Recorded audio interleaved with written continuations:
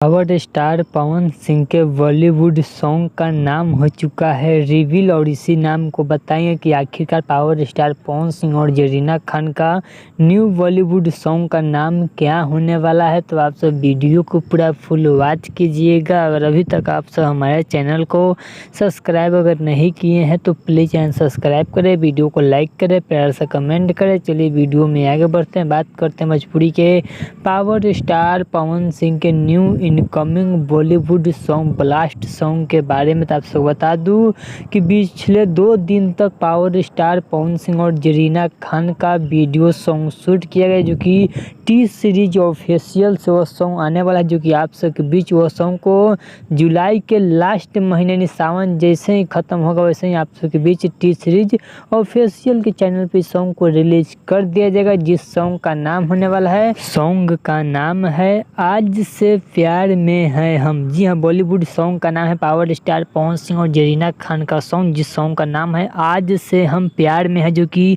Power star Pawan Singh का proper Bollywood song होने वाला है, जो कि आप सबके बीच सावन के बाद रिलीज किया जाएगा।